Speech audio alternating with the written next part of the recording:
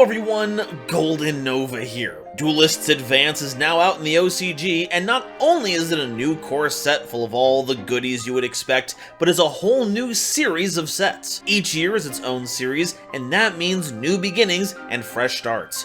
And with the end of the Sinful Spoils saga, a new lore must take its place. And considering we've already got a little lore blurb from official sources to help flesh things out, I think we're off to a great start. So get ready to enroll in the most prestigious magic academy around, where you'll learn the arts of spells and sorcery in the heart of a city-state that has used the power of a bound god to reign supreme over their rivals. It may sound like we're going a little too fast, a little too soon here, but don't worry, it all starts innocently enough. It's time for Artmegia and its lore explained.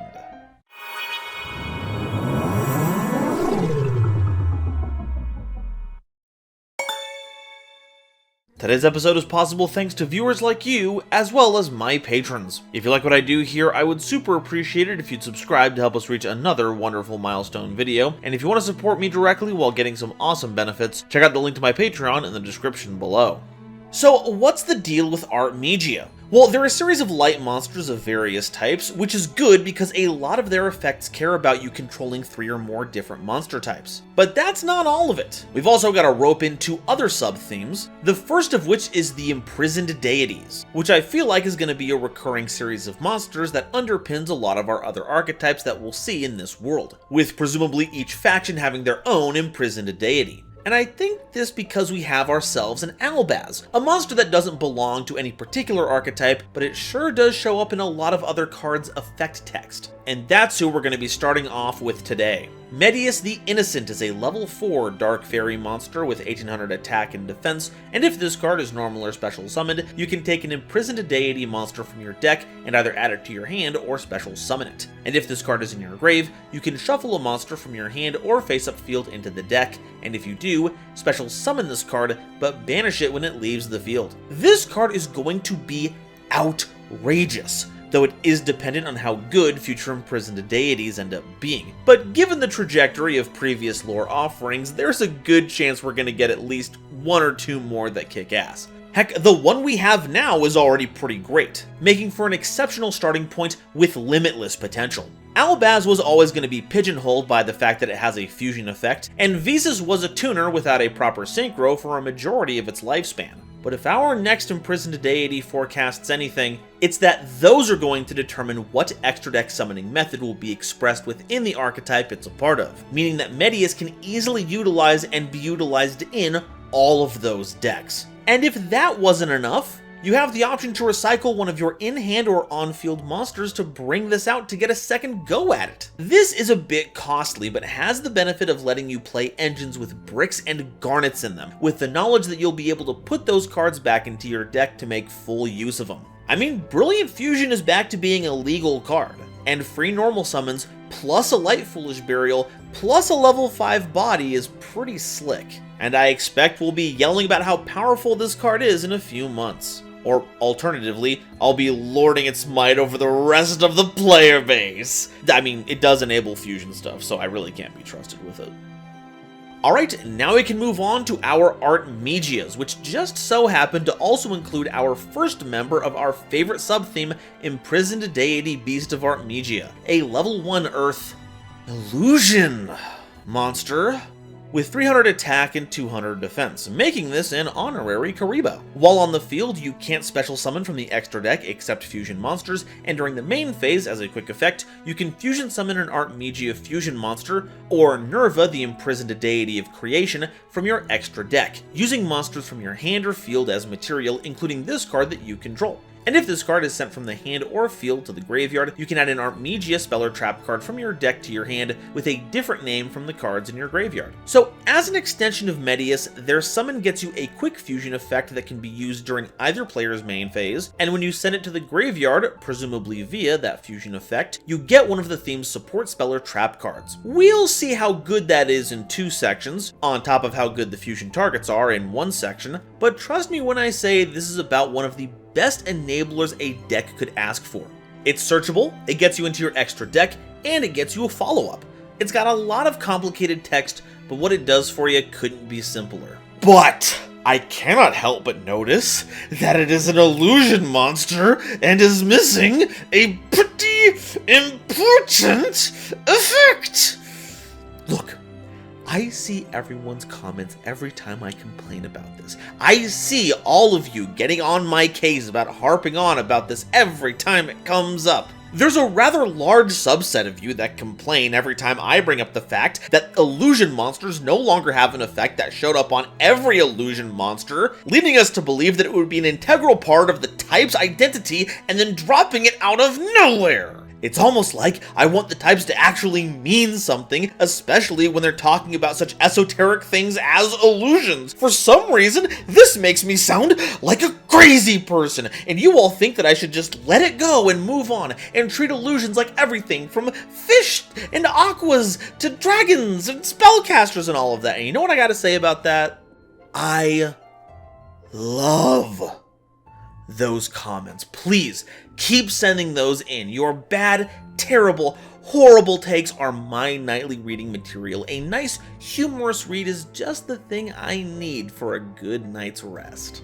Alright, now it's time for some legit Artmegia monsters. Artmegia Litera is a level 3 spellcaster with 400 attack and 1800 defense, and you take no battle damage from battles involving this card. If you control an Artmegia card, you can special summon this card from your hand, then you can add an Artmegia card from your graveyard to your hand. And during your opponent's main phase, as a quick effect, you can special summon an Artmegia monster from your hand or graveyard, accept a copy of this card, then return this card from the field to the hand. Notably, this only has to see an Artmegia card, not just a monster, and we have a couple of spell cards that like to stick around on the field to help us deploy it. This card is a master of recovering your resources, because as long as you can trigger the special summon effect, you can get back any on-theme card to make use of it again, and on your opponent's turn, you can put this back into your hand to summon more Artmegias from your grave, or hand if you don't have anything in your graveyard you want to bring back, which in turn puts this card back into your hand to summon it again. And then the cycle continues. As long as you have an Artmegia card in rotation, Litera will continue to generate you value, but the only real issue is that you're taking a spellcaster off of your field to do this. And we need as many different monster types as we can get our hands on, darn it! Though it does have one hell of a guitar. The rainbow strings are a nice touch. They must take a lot of pride in their work. Artmegia Graflair is a level 5 dragon monster with 2100 attack and 1500 defense, and the first time this card would be destroyed by battle each turn, it is not. If you control an Artmegia card, you can special summon this card from your hand, then you can set an Artmegia spell from your deck, and you can target a spell or trap card your opponent controls and destroy it, which turns into a quick effect if you control 3 or more different monster types. So the big draw here is setting up a spell for us to play. That's just gonna be good no matter what. And I guess the free summon from hand is pretty nice too when it comes to actually summoning this. But everything else is just kind of gravy. Battle Destruction Protection is nice, but not stellar, while the back row removal can be pretty good depending on the matchup. For now. And once we're set up, this can keep harassing our opponent to ensure they can't develop meaningful spell or trap cards to leverage against us. Overall, it's a pretty solid addition to the theme, providing a way to advance your game plan while also giving you some nifty utility. It's a pretty mellow card, which is in contrast to Graflair's explosive personality. Artmegia Fine Melt?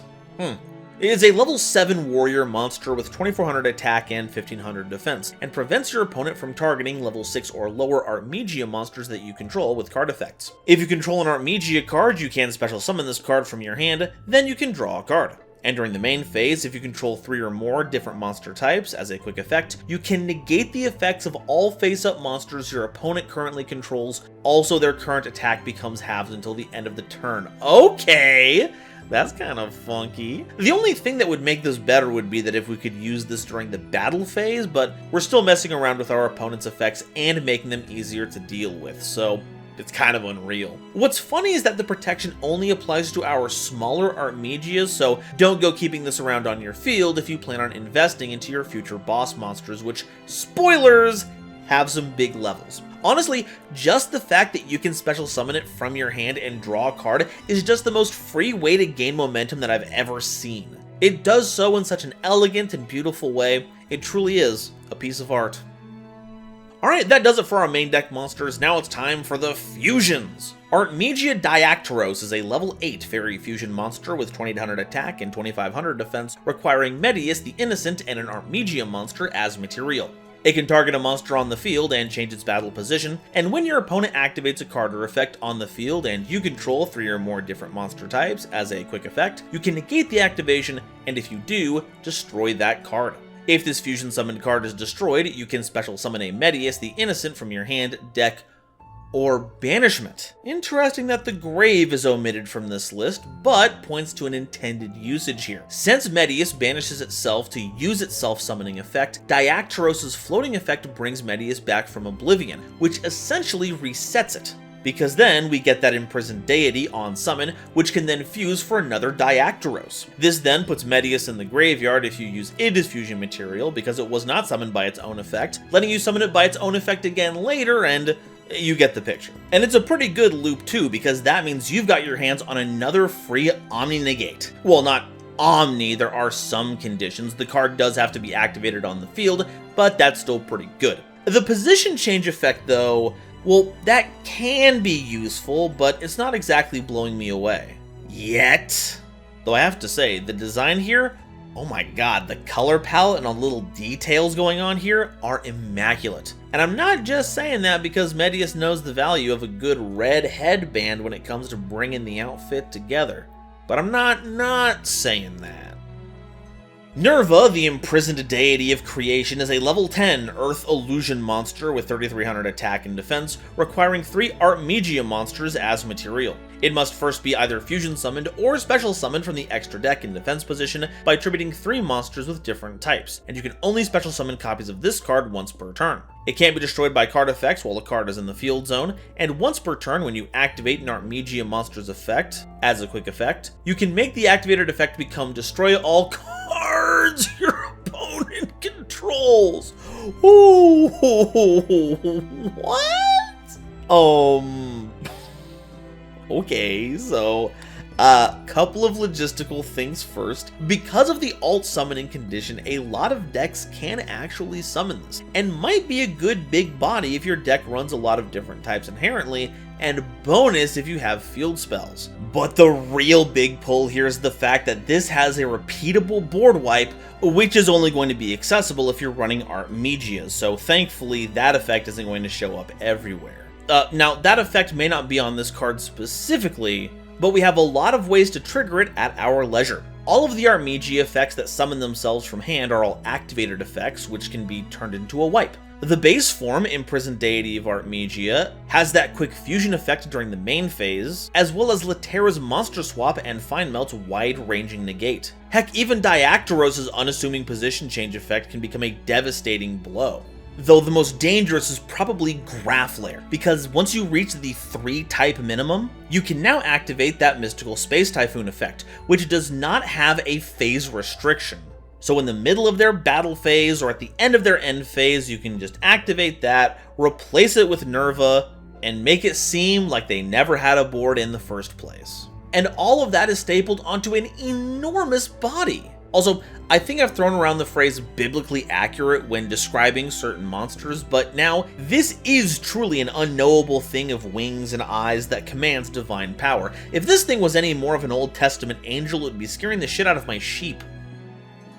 Alright, that does it for the monsters. Now it's time for the spells and traps. Artmegia Banish Change is a normal spell card that places an Artmegia, the Academy City of Divine Arts, from your deck or grave face up in your field zone. Or, if you control that card, you can add an Artmegia card from your deck to your hand instead, except a copy of this card.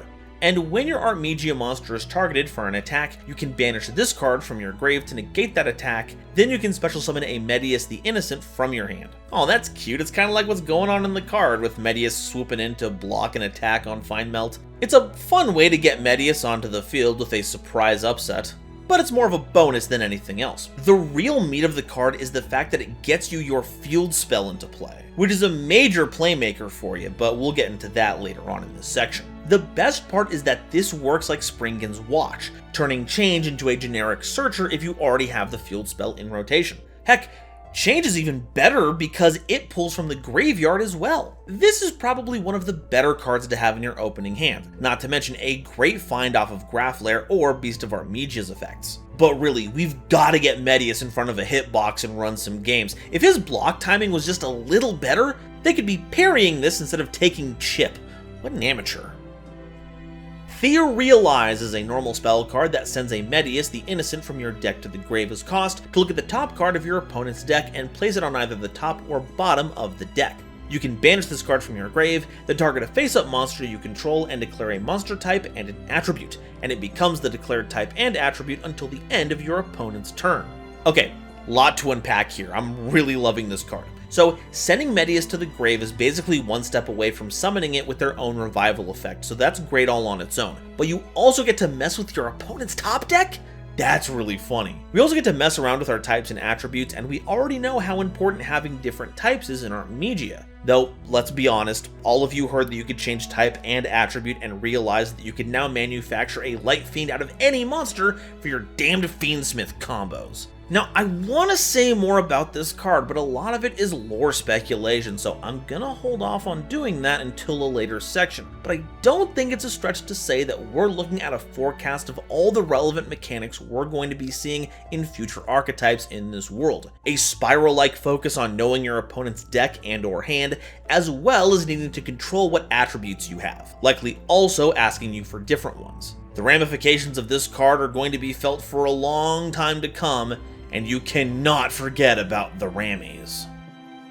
Artmegia Masterwork Succession is a quick play spell card that can be activated during the main phase to fusion summon a fusion monster from your extra deck, using monsters from your hand or field, including an Artmegia monster. Then, if a card is in the field zone, the summoned monster gains 500 attack. And also, during your main phase, you can banish this card from your grave, then target 3 Artmegia cards in your grave with different names, shuffle them into the deck, and that's it. You don't get any value out of it, but hey, getting your cards back into rotation ain't a bad thing as an additional effect. The primary usage is as a fusion spell, and is one of the most permissible I've seen in a long while, letting you make any fusion monster with it, so long as an Artmegia is involved. It's kind of like Chimera Fusion in that regard, except instead of looking for any particular types, this one wants a name. But if you're stacked up with a field spell, then congrats! That monster's coming in with a little extra bonus to make it all the deadlier. And with a little help from a future card, the options get even more vast. So get ready folks, because if you thought having to face Quick Effect Guardian Chimera in Branded Chimera was annoying, you're about to get a big ol' second serving. Artmegia Vandalism Assault is a continuous spell card that, on activation, adds a Medius the Innocent from your deck to your hand. It can also target a face-up monster you control, and that face-up monster can be treated as an Artmegia monster if used as fusion material this turn. And if an Artmegia, the Academy City of Divine Arts you control, would be destroyed by card effect, you can send this card you control to the grave instead. Once again, it appears we've got a bit of mechanics mirroring story here. Whatever thing is attached to the giant robot claw, it seems to be going after the school, but this facility that's being depicted is currently the target of its ire. Getting Medius into hand is pretty great, it's basically a more efficient Realize should you have your normal summon handy, and bonus, it lets you turn Medius into an Artmegia, making it a valid fusion material for Nerva should you need it. In fact, the effect could be seen as inducting students into the Academy, thus making them an Artmegia. And now that they're an Artmegia in terms of fusion summons, as long as you include that monster as part of a fusion material, Succession can fusion summon things outrageously far removed from the intended use cases. Thankfully, this card acting as a searcher does save it, because the rest of the card is only good in the context of other effects. Turns out, vandalizing card names, not the best thing to do on your own. Artmegia, the Academy City of Divine Arts, is a field spell card that, during your main phase, lets you normal summon Medius the Innocent in addition to your normal summoner set, which you can only gain once per turn. You can discard a spell or trap card and declare the name of an Artmegia monster you do not control, and add a monster with the declared name from your deck to your hand. Also, you can't special summon from outside your extra deck for the rest of the turn, except Artmegia monsters and Medius the Innocent, but you can only declare each card name once per turn to activate this effect. That's right, I think for the first time in the core card game, we're seeing a special summon restriction that hits everything outside the extra deck. Very Duel Links of it. Any other archetype or utility card in the extra deck is fair game, but your main deck, grave, banishment, hand even, it's all Artmegia now. Well, it's more like it'll be the first time it shows up in a deck that's actually going to be good. Love you, Valence. But yeah, Funny templating aside, this card is awesome. Deploying a Medius you already have is pretty nutty, which on summon gets you Imprisoned Deity Beast of Artmegia, and because the field spell is itself an Artmegia card, any monster you search out with this, by converting a spell or trap card, can then be summoned for free, especially Find Melt, who draws you a card when you do that. Or you can summon Laterra to get back an Artmegia spell or trap card that you pitched for that search. This is a fantastic card to have in your arsenal, no two ways about it. And on top of that, this place looks gorgeous! Student housing must be a pain though, I'm sure they're charging a fortune to live on campus. Artmegia Messina Awakening is a normal trap card that special summons an Artmegia monster or Medius the Innocent from your deck. Also this turn, the activation of your cards and effects that include an effect that fusion summons a fusion monster can't be negated. Also, your opponent can't activate cards or effects when a monster is fusion summoned this way. You can also banish this card from your grave, then target an Artmegia monster you control to return it to the hand or extra deck, and if you do, destroy a card your opponent controls. But you can only use one effect per turn, and only once per turn. Wow, the density of good stuff going on here is unreal. Like, that activated effect has Magical Meltdown built in as a lingering effect. So not only did all of your fusion summons just become a lot safer, it also ensures you have a fusion summon ready by getting you an Artmegia. Though, let's be real, it's probably getting you Medius so that you can get the Imprisoned Deity to go along with it. This should also help you when trying to resolve Nerva's board wipe. See, it has to activate directly in response to one of your Artmegia monster effect activations. Basically like how Thunder Dragon Titan works, it's a quick effect that misses timing. So clever opponents can keep quick effects on standby solely to activate them in response to your Artmegias to interrupt Nerva's effect. But with Awakening's lingering effect keeping your opponent from responding to fusion monsters when they're fusion summoned, there's a small window right when it's summoned where you can activate your effects and your opponent will be powerless to stop you, which means you're free to activate Graph Lair or Find Melt's quick effects, transforming them into board wipes. And if that wasn't enough, it's also removal that lives in your graveyard that works at the low cost of resetting one of your Artmegias. Oh no, you get to use them again. I have to draw another card with Find Melt. Seriously, despite being a trap card with no quick way to activate it, it's a strong contender for being included in the roster, and will be a huge help in making a Messina of your opponent's plans. Alright, so that's all the Artmegia cards, but what do we do with them? Well, the theme knows what it wants. Not only are we aiming to get our big fusions onto the board, we also want to flank them with as many friends of different types as possible to unlock their latent abilities. And if they enjoy a bit of fusion summoning on the side, then we're in business. So we'll be looking for support monsters that are easy to field to help us make the 3-type threshold, as well as any archetypes that might synergize with the Artmegia package. So what can we play to help them out? Another theme that really enjoys multiple types is Fur Hire. The deck is built around the idea, with several of their own cards caring about using different types of monsters for their link summons. And we certainly aren't upset about trading in their dusty old airship field spell for a proper magical academy. Just make sure you don't activate the school's effect too soon so you don't lock yourself out of your main deck crew. But what do they get outside of just being pretty similar? Well, it turns out that Graph Lair's quick condition on their Spell and Trap Destruction effect, and Fulgo's condition to draw you extra cards on destruction are pretty similar. Now, Fulgo does only check for on-theme monsters with different names, not types, but that usually means in Fur Hire that they will be different types, which will in turn let Graph Lair blow things up at almost any time, meaning you can trigger Fulgo's Draw 3 during both players' turns, and I remember how backbreaking that could be in Runic Fur Hire. If you don't mind going full fusion and disregarding our other options, Fusion Deployment is one hell of a card. Reveal Diactoros and get Medius right onto the field, getting the combo started all by itself. But because it locks you into only fusing from the extra deck the turn you play it before and after, any future multi-card type nonsense they pull will be incompatible with this. Speaking of quick ways to get combos started, 1-for-1 is a solid way to get Beast of Artmegia onto the field, though if you plan on leaning more into the illusion pool of cards, Nightmare Apprentice is a fine card that can be used to put it into hand.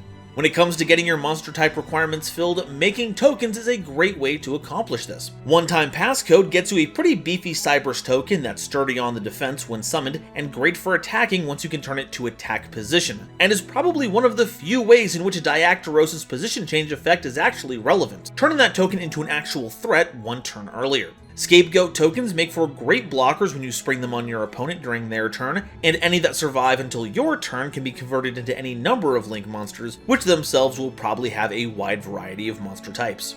As for a silly tech pick, well, now that it seems we're going to have another named monster being integral to your plays in this game, maybe you don't have to choose which of those protagonists you get to play. Why settle for one when you could have all of them, with King of the Swamp? Not only is it an emergency polymerization when you need it, you can also use this in place of Medius to make Diactoros, or in place of Albaz for any of that card's signature fusions. Since many of the Artmegias are light, Albion the Branded Dragon is very easy to access, and since Diactoros is itself level 8, it's a viable target for its fusion effect. If you're cheeky enough, you can hard fuse King of the Swamp for Albion, then banish the king for the Diactoros. Not to mention this is also an Aqua, which probably isn't going to show up in your normal roster, which will help you get that third type if you really need it. That's everything I know about the cards. Now let's dig into the story. What in the world is going on here? Well, to start with, let's cover the information blurb provided in VJump, a Japanese magazine where Konami usually posts its more concrete info about the lore when it's not being locked into valuable books. It starts with the founding history of the Artmegia as follows. Imprisoned deities are higher beings living in the spiritual world that is cut off from the real world. In an era of chaos brought about by various nations vying for supremacy, there was one powerful nation that prospered with the power of the imprisoned deity, Artmegia, the Academy City of Divine Arts. It is an Academy City-state that won the war against other nations with the power of Nerva, the imprisoned deity of creation, who is one of the gods of the spiritual world. The Academy, which was created for students to compete against each other learning Artmagi, drawing its magic power of Nerva, eventually became a nation. So thankfully, this one's pretty cut and dry so far. We have a real world and a spirit world, and the imprisoned deities come from that spirit world. The city-state of Artmegia channeled the power of Nerva into the practice of Artmagi, manifesting as traditional things like drawing or music, to more creative interpretations of art like fireworks displays, which their practitioners used to become so powerful that they won a war against all other factions, and becoming a nation in its own right. Honestly, it's kind of wild seeing the power of human art being the catalyst for national conquest. It's got the twin stories of how powerful and affecting art can be, and how it can be co-opted to serve military purposes.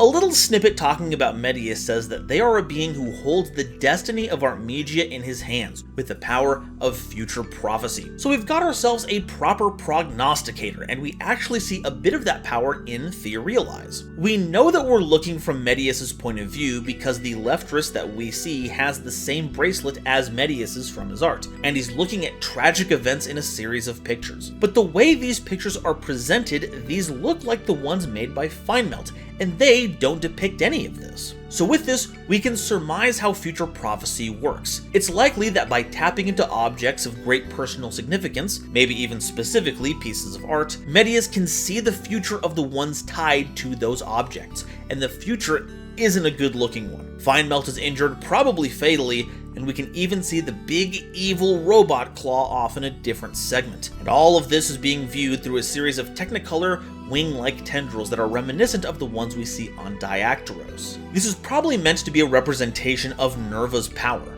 In fact, the blurb says that the power of Artmagi specifically comes from Nerva. This gives Medius enough time to intervene. Elsewhere on campus, it seems that Feignmelt is communing with the imprisoned deity form of Nerva as part of some kind of ritual. The card it's featured on is called Succession, so it's likely that Feignmelt is being chosen as the next vessel for Nerva. But that's when the big evil mech claw makes its move. But just as it's about to unleash a barrage upon Feignmelt to destroy them, Medius jumps in to block the attack, which is what gives the card its name. In Artmegia Banish, Medius is changing the future. But despite his foreknowledge, he's not able to withstand the attack. Though thankfully, this is not the end of Medius' story, as it seems Nerva, through the imprisoned deity beast, communes with Medius, perhaps moved by his sacrifice, and awakening their new form as Artmegia Diactoros, the inheritor of Nerva's power as stated by the article. Look, they've even got the same staff. That being said, there isn't much else to cover, at least when it comes to concrete information. I'm looking forward to seeing where the story goes in the next set, but like I said previously, I've got a little bit of speculation. It's more than likely that we'll be seeing the opposing nation come into view next set, revealed to be the one operating the giant robot that attacked the Artmegia Academy city-state thing. Which means we're potentially getting set up for a kind of humanity and the arts versus cold calculating machines plotline. And given how art is increasingly being co-opted by algorithms these days, that might be a bit more relevant than usual. Looking forward to the plot point where the Machine Nation tries to replicate the power of Artmegia and it comes out as a bundle of horror terrors. That would be pretty cool. But now, I want to hear what you all have to say. Are Artmegia ready to draw up some good battle plans, or is this one just going up on the fridge? And what kind of story elements are you looking forward to seeing in a future set? Let me know your thoughts down below, and if you haven't already, please be sure to like the video if you liked it, subscribe so you don't miss an episode, be sure to check out one of my videos in the sidebar over there to make sure I show up on your homepage, and be sure to share this video with somebody you know who loves Yu-Gi-Oh! It really does a lot to help me out. Today's episode is brought to you by Dragon Shield. Get the sleeves as strong as dragon scales that even come with their own lore and save 5% on your order by using the coupon code GoldenNova at checkout. It was also brought to you by my lovely patrons, including this month's illustrious Quasar Commanders, Upstairs Media and Chibi Gohan, Nebula Navigators, 3rd Dynasty, 50 Gigabytes, Ada Basilisk, Adam Zajdel, Ancient Wizard, Andrew Newman, Battle Axe, Kane Senpai, Charlie Mercury,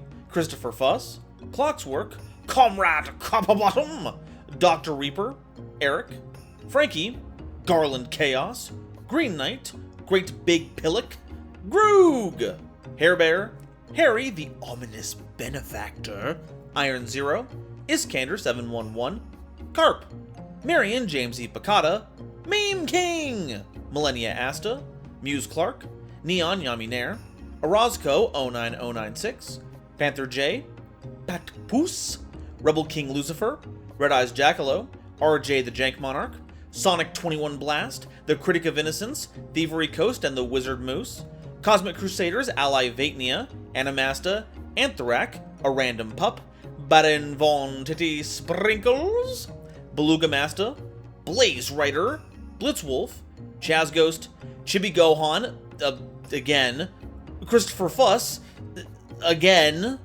Chris B, Cool Trainer Dark, Dr. Entity RIP, kind of again, what are you maniacs doing here? Eki Bullock, Eva Padilla, Herbal D, Inblink, Kale the Dragon, Lobomaru, Manga Pages, Martin Moore 2468, Natiel Lee Alexander, Nitromo, Not Al Gore, Nyx, Obsidian, Pombo, Rhyme Kairos, Shwenny, Shizuki Nijimura, Simic Toadstool, Sir Knight JCB, Sphilia, Stephen Williamson, The Legendary Raven, The Phantom Knights of Shitted Pants, The Queen of Time, The Gene, Tiger X2476, Tristan O'Meara, and Zaldreka, as well as the wonderful Starlight Explorers you see on screen now.